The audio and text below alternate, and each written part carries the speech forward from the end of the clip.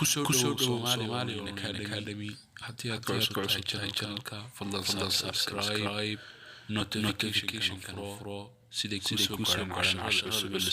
kuuliyada isla markaa soo dhigo. Assalamu alaikum warahmatullahi ta'ala wabarakatuh. Our lesson is about today, lesson 15, talking about Qat. عشركين ما تحكوا سابسين lesson 15 وعشر كشنية تونات talking وكهالديدا about تحكوا سابسين قات كمان أنتوا حين كدودي دونا ميك هذا دونا قات الله سو عشر كورد مثلا هذا با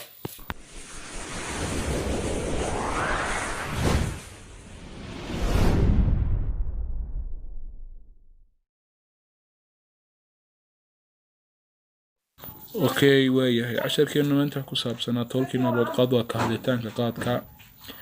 as everybody knows sida ruux kasta ogsan yahay we inform ruuxan ka warqabnaa main garanayna the problem of qaadka can we get a solution xal ma u heli karnaa a solution xal ma u heli karnaa bi ayaa hadlay wuxuu the solution xalku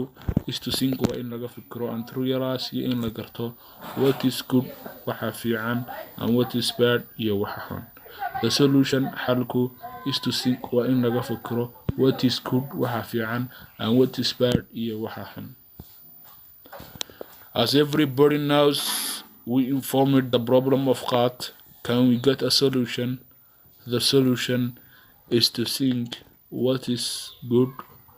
is to think and realize what is good and what is bad. As everybody knows we informed the problem of Qat. Can we get a solution? حل ما هلي كرنا the solution حلكو is to think وين لقى فكره and realize إن لقى وصدا أما لقى قرطه what is good وحفي عن and what is bad يوحهم قات كل حكوا جرا وحيابها ضدك نباتي أم وحيابها حن B أيها الله مركب حردات A أيها الله that's an excellent idea تاسوا فكر في عن that's an excellent idea كاسوا فكر في عن باي نبت قلي ونبت قليو حلقة سماع عشقة نوجوجيا